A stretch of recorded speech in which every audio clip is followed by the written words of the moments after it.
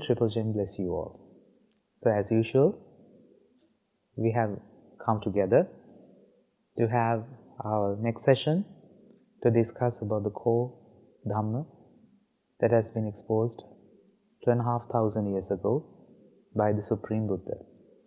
In order to do so, let us chant Namaskara 3 times in veneration of the Perfect One. Namo tassa bhagavato arahato samma sambuddhassa.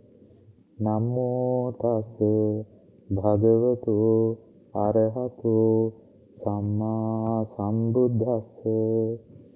Namo tassa bhagavato arahato samma sambuddhassa. So how have you been during the past month? I hope every one of you is getting the maximum of these discussions and apply them in your day-to-day life in order to get the maximum benefit to your life, to be happy. Remember, from the beginning, from the very beginning, we were trying to be happy because that is what we were looking for. So all these efforts are to be happy. So we are discussing about the science of happiness, how to be happy and how to maintain it. So in our discussions, initially we discussed about the principle of what you give is what you get. Later on we started discussing about the pleasure, how pleasure comes around. We presume that pleasure exists in the outside world and there are pleasurable things out there and how to get the maximum pleasure from them. And we analyzed some examples, some instances where you get pleasure from the external world. And we got to know and we found some evidence to prove that the pleasure might not come from outside. We conducted a few experiments, if you can remember. So then there's a question, there's a very valid question that might have occurred in your minds. That is, if the pleasure doesn't come from the outside, where does it come? Where does it come from? That's a very valid question, of course. So let us discuss about that. So we were discussing that we were giving example situations where to prove that the pleasure doesn't come from the outside. Because if it did, it should come no matter what the situations, other conditions it might be. If the source of pleasure is static, the pleasure that arises should be static as well. If the source of pleasure is the same, it should give rise to the same amount of pleasure. But our observations were not quite so. We observed that the experienced pleasure differs with the situation.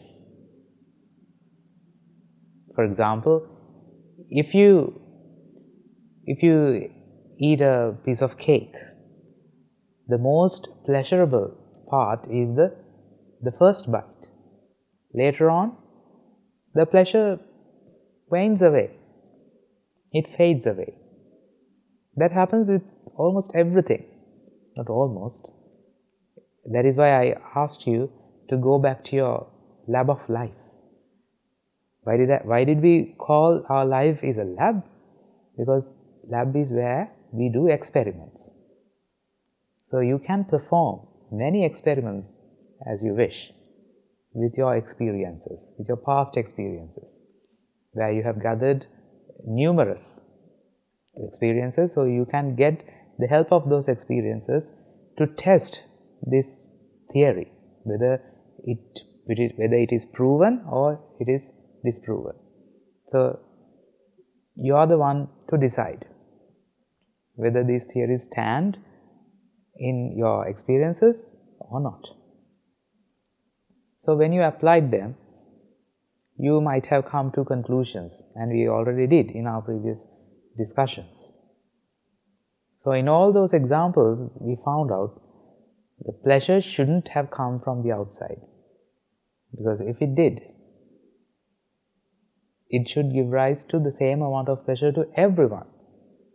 But that doesn't happen. The piece of cake that you like the most and that you get the most pleasure wouldn't be the same amount of pleasure that someone else gets. Someone who doesn't like cake. How does it happen? If pleasure came from the piece of cake, it should be the same amount of pleasure for everyone who eats that piece of cake. But that doesn't happen in the reality. So how can you explain this? Actually, rather than explaining it, now a vital fact is being proven here. What is that? That the pleasure doesn't come from the outside. Now, the most valid question rises is, if it doesn't come from the outside, where does it come from? So, dear children, what do you think? Okay, before asking that question, let me simplify it for you. Let us analyze a small analogy. Okay. I have taken these examples in previous occasions as well. Okay. Let's imagine that you applaud or you clap. Right? How do you clap? By colliding your hands together. Right? What does it make? Of course, it makes the sound of a clap. Okay. Now I'm going to ask you a very simple question. Where does that sound come from? Whether it's from the right hand or is it from the left hand? What do you think? Who says it's from the right hand? Okay, who says it's from the left hand? Okay, who says it's from both of the hands? Some of you might say that the sound comes from both of the hands, right? So then there comes the question that I have both of my hands, right? Even now I have both of my hands, but the sound doesn't come. Then you might say the hand should be together to make that sound, right? So now my hands are together, right? As you venerate the Supreme Buddha, your hands are together. But does that produce a sound of the clap? No, it doesn't. So what is the cause for this sound? The sound of the clap. So then you say the hands must come together and collide with each other. Of course, that is the cause of the sound. So that is where the sound comes from. Where does the sound come from? With the collision of the two hands together. When the collision happens, the sound is produced. But there comes another question. What is it? Where was the sound before the collision? What do you think? From where did the sound come from? Before the collision happens, where did it exist?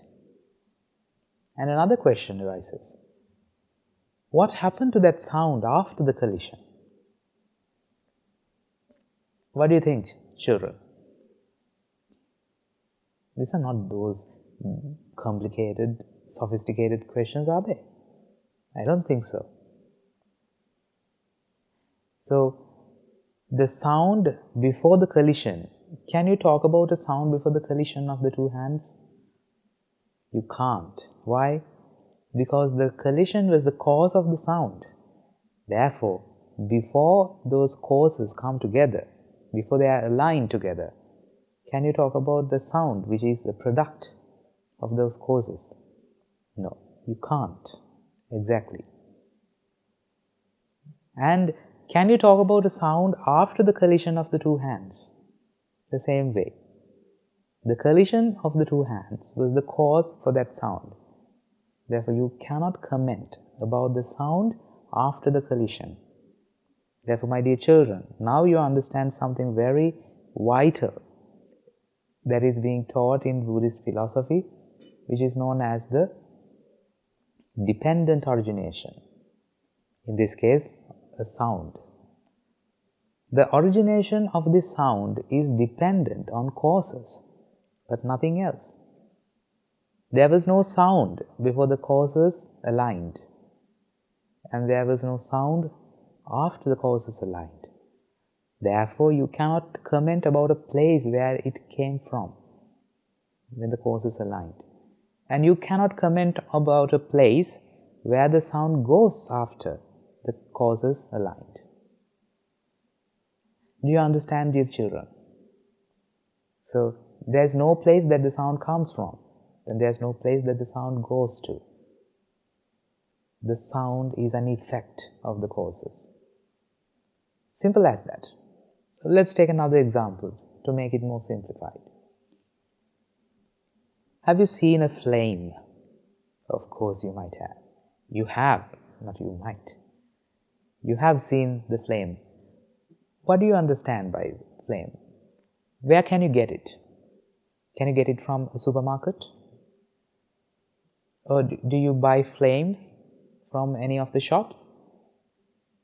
You don't, yes. Why don't you? But you buy the boxes of matches and the lighters, maybe fuel, the things that you need to make a fire, right? So, if you make a fire, then you have the flames. But you don't buy it from anywhere else. Why? Because it is an effect of the causes. Let's say that you have a lighter with you, right? With the help of that lighter, you start a fire. Just imagine you have gone camping and you want to make a fire, and you have a lighter with you. What would you do? So what are the causes for a fire to exist? The causes of fire. I think you have learned this in your science lessons. There are 3 causes for a fire to exist. What are they? There should be oxygen, of course. Without oxygen, a fire will not take place. Then there should be something to burn. And there should also be heat. The temperature, the correct amount of temperature should be there. So we call it as the combustion temperature. So with the alignment of these 3 causes, there manifests a fire, what we call as a fire, right? So if I were to ask you this really interesting question, okay, you may think that I have gone nuts, but still you could ask this question: from where did the fire come? Where did the fire come from? You can't answer that question, because before the alignment of the causes, of these 3 causes that we just talked about, there was no fire. But when they are matched together, the fire manifested. Of course, that is the word, that is the exact word to use here. We call them as manifestations, right? What do you mean by to manifest? Manifest means the effect comes around as long as the causes are there. When the causes match together, when the causes are lined up, the effect comes. Not from anywhere, it just appears. The effect appears. So this appearance of an effect, when the appropriate causes are there, when they are lined up, then that process is called as manifestation. So effects manifest. Therefore, they don't exist. My dear children, I don't know how lucky you are if you truly understand this, this is a kind of a core principle in Buddhist teachings. If you really understand this, you are very lucky, because this is the key to all the Buddhist philosophical teachings. Because you will start a new gateway, you will open this new gateway and to see the world as it is, to see the world in its real form. This is kind of a key that I am giving to you. If you can instill into your hearts and minds, you will interpret this world in a totally different way. Therefore, my dear children, you must have heard this word, the manifestation. We talk about this word a lot in the Buddhist philosophical teachings, right? So I don't want you to worry a lot about these words, because these are jargons, right? So you don't want to worry a lot. Just focus on the meaning. So if you can apply these theories, if you can apply these principles in your day-to-day life, that is enough. That's fair enough. That's more than enough. You don't have to understand the meanings of all those jargons and all that. No, we are not interested in that. But we are interested in the application of these principles in our day-to-day life. That is the most important thing. That is what relieves us from suffering, and that is the way to our happiness. That is the way to the unconditional happiness that we yearn for. That is the only worthwhile thing to do in this world. Because if you want to achieve a happiness, and if you still want to maintain it, if you still need to maintain it, what's the point of achieving it? Because you'll have to maintain it for the rest of your life.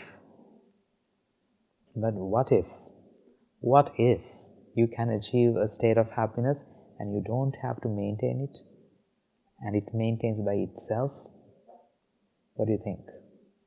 Don't you like to have something like that? I'm sure that must be a dream for most of you. It is not only a dream, it is a reality. This is the benefit of a live Buddha Sasana, dear children. You all deserve this. You all deserve this because you have been born in this live Buddha Sasana. And this is your Sasana. If you believe so, try practicing these in your day-to-day life. I'm sure you will gather results. I'm sure you will gain some things, some achievements in this very lifetime itself. And there is no other proof that you will need to prove yourself that this Dhamma is nothing but the truth. If you practice these principles, and if you are honest to yourself, you will reap results, for sure. So, dear children, we were talking about the dependent origination and the phenomenon of manifesting, right? So, although this might look a bit complicated, no, it is not. It is simple as a fire. You don't buy fire, you just align some causes for it. Then the fire manifests. There was no place that the fire came from. And when you separate the causes, or when you don't allow the causes to happen, align, where does the fire go? You say that the fire is put out, right? So, where does the fire go? It doesn't go to anywhere. It just ceased to manifest. The fire which was manifesting from moment to moment, now it has ceased to manifest. That is what happened. That is what you mean by putting off a fire. Okay, dear children. So, why did we talk about this phenomenon of manifestation? It's really interesting, right? Because pleasure is also something like that. That is the relation. Dear children, pleasure is a manifestation. It does not exist, even in the mind. Right? So we were talking about that the pleasure doesn't exist in the outside, therefore it must be something unique to each and every mind, every one of us in the minds, right?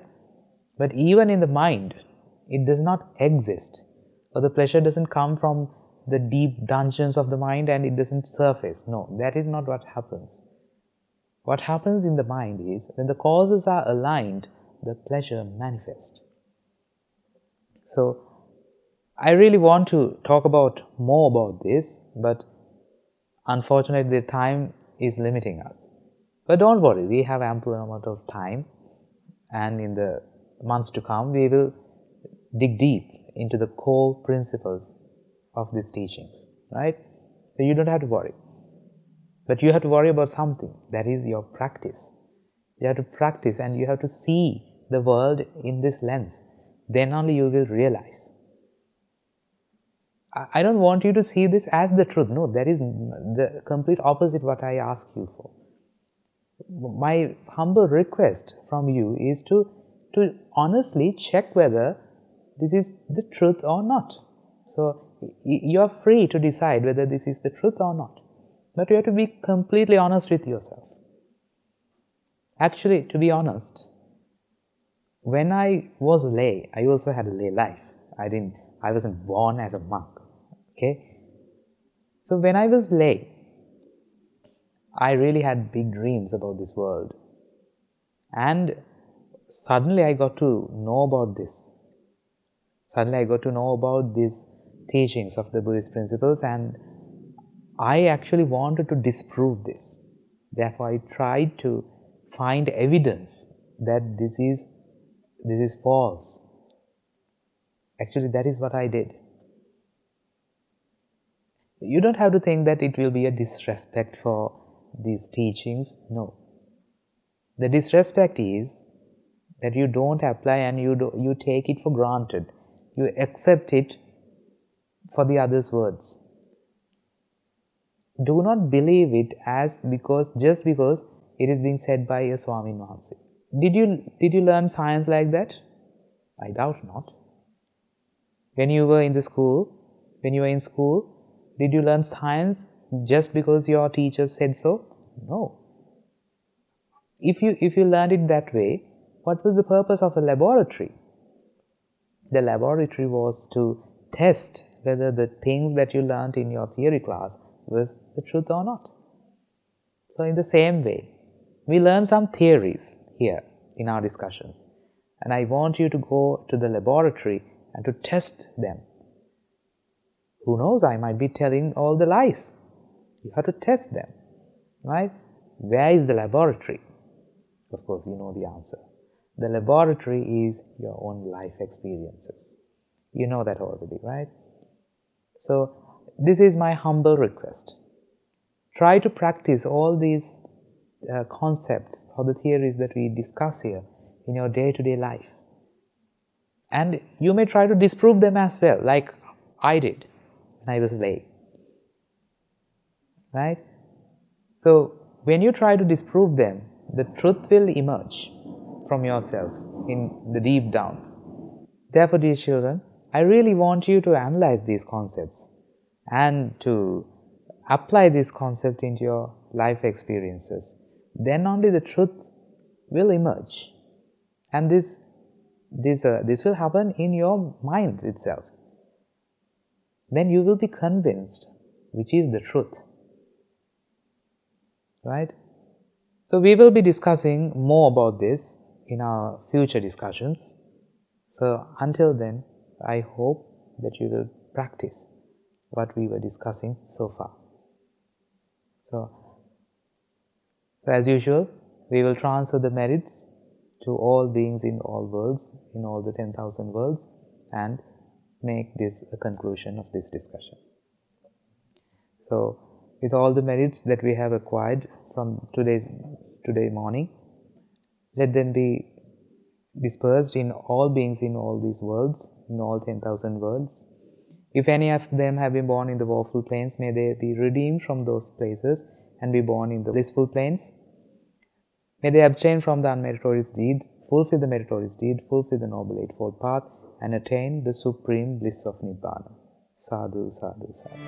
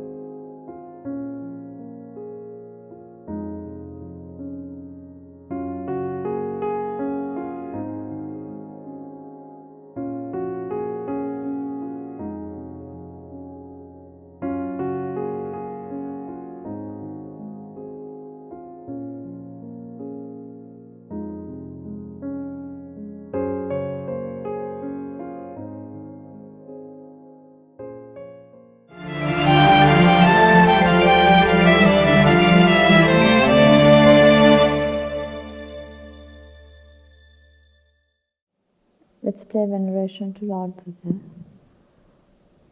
Namo tassa bhagavato arahato samma sambuddhassa. Namo tassa bhagavato arahato samma sambuddhassa. Namo tassa bhagavato arahato samma sambuddhassa. Theruvan Sarana, everyone. Today we're going to talk about an interesting story about a beautiful princess who fought for her liberation. Long time ago, in the time of the Blessed One, Lord Buddha Konagavana, she was born in the human realm. When she grew older, she engaged in many meritorious deeds and listened to Dhamma.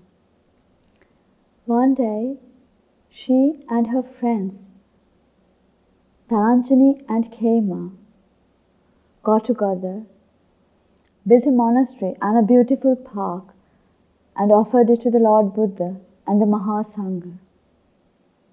Because of that merit,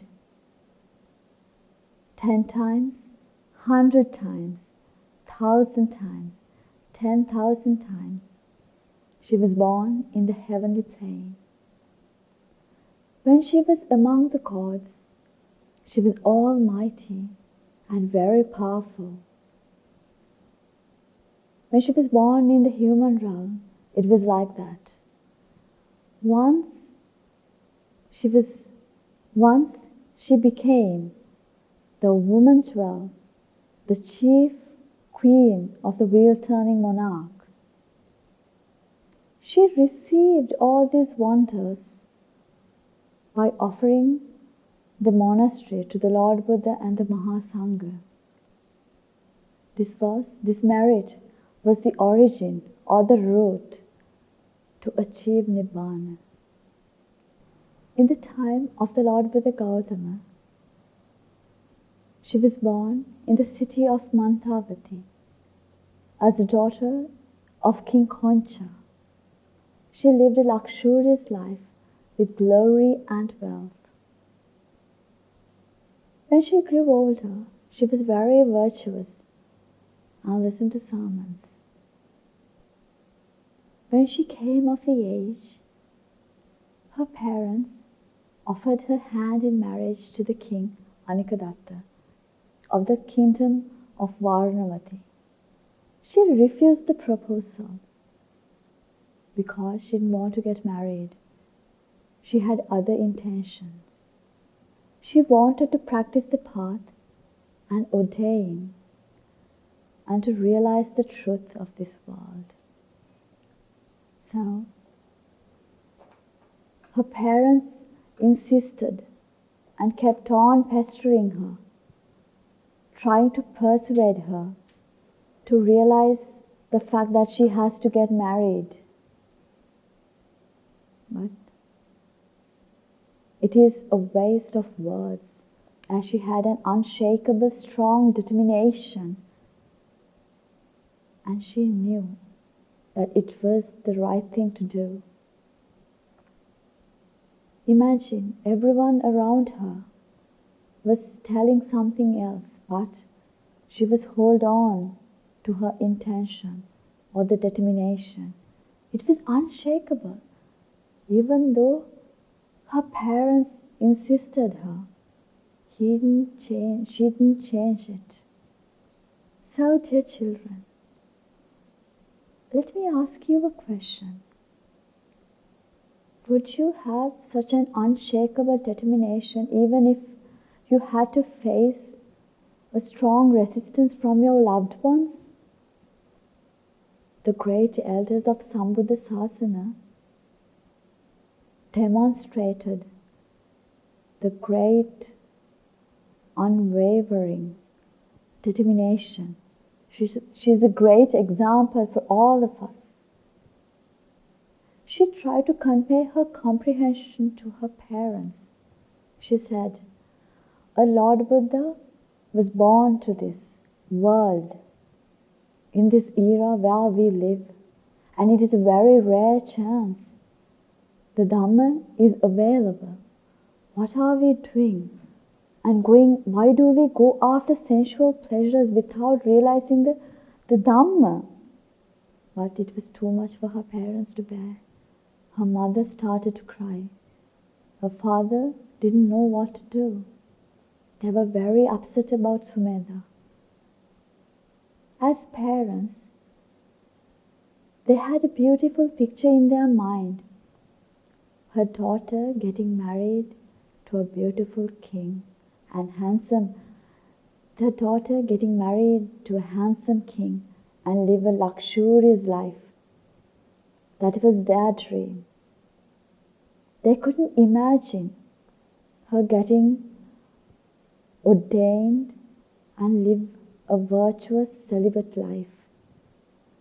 She explained it many times with a lot of examples, but they didn't get it because that's what they believed is good for her daughter. One day she went into the room. She got a sword in her hand and cut off her beautiful, thick, long hair and started to contemplate on Dhamma.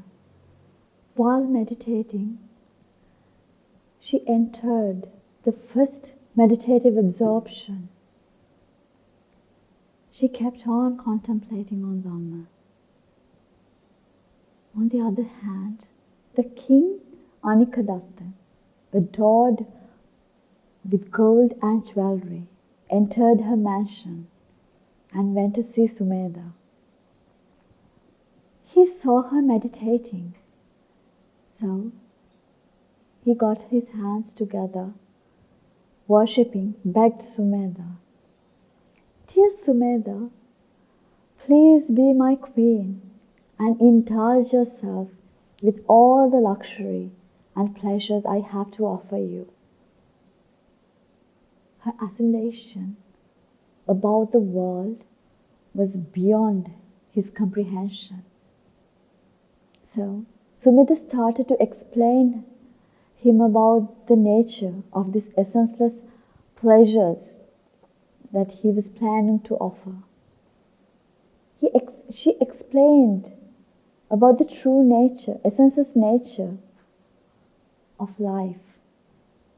She explained, once in the past, there was a wheel-turning monarch named Magdhatu. He ruled the 4 great continents. He was the foremost of those who enjoyed sensual pleasures. Even he died unsatisfied with wishes unfulfilled. She said that people are so destitute. Even if it rains, a great rain of 7 jewels, they die unsatisfied. Going after sensual pleasures is pointless. Sensual pleasures are like swords. You never get satisfied with what you have. Just imagine, dear children.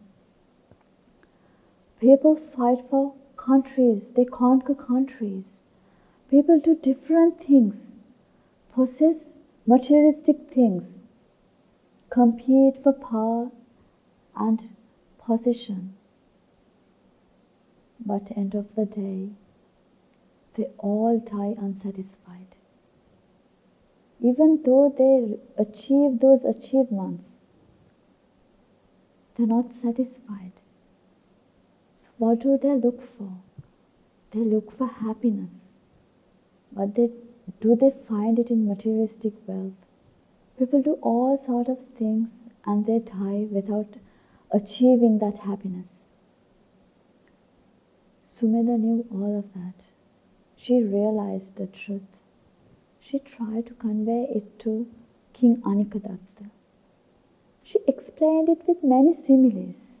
For instance, she spoke of the blind turtle. She said, the blind turtle who lived in the bottom of the deep oceans comes to the surface once in every 100 years and puts its head onto a piece of wood which has a hole in it. It is like that to have a human life. Just imagine to have the Sambuddha Sasana and the Dhamma as a human being. It is very rare. So it is the time to realize the Four Noble Truths and stop this eternal suffering and end this sansaric journey. That is my intention. That's what Sumedha said. Then, to convince him further, to get his attention, what did she do? She threw her cut off hair onto the floor. Then he was surprised to see that. He immediately stood up, went to her parents, worshipped and begged her father, "Dear father, let Sumedha attain. Let her attain the liberation that she is looking for." So she ordained and started her journey as a nun. At a very short period of time, she became an arahant. She realized the Four Noble Truths. She understood completely about the world. She stopped the suffering forever. So, dear children, what do you think of this story? The story of Venerable Sumedha Devi. There are so many lessons that we can take from this story. The main thing is the unshakable determination she had. You may find obstacles in your path to practice Dhamma, but never give up. Keep on fighting for it. Practice the path. And just think, she had all the sensual pleasures in the world. She was brought up with all the luxury and wealth. And when she was about to get married, her fiancé offered all the luxury in the world to her. But even those couldn't shake her up. Just imagine how powerful this realization is. Above all, the inner peace or the unconditional happiness or the eternal bliss is what we all look for. It is what she received by contemplating on Dhamma. Let's take an example from your life. Okay, you may like to eat chocolates. Just think of your favorite bar of chocolate that you like to have. How many times did you have it? Okay, let's say you have it today, the entire bar. But after 1 week or so, you want to have it again, right? When you have it, you are over the moon, right? But does that stand for a long time? It doesn't stay. People are uncontented, just like you. It's very difficult to satisfy ourselves from sensual pleasures. You cannot do it. That's what Venerable Sumedha saw. That's what the Lord Buddha has preached us. We have something. We have happiness beyond these sensual pleasures. When you have Dhamma, sensual pleasures are burning fever. It never ends, but you will never be satisfied with those. So, dear children, I want you to be like Sumedha. Have that firm determination, firm resolve. Strive hard and practice the Dhamma. One day you will be like Venerable Sumedha Theri. You will end this samsaric journey and find the ultimate bliss, the ultimate happiness we all look for. May the Noble Triple Gem be with you all.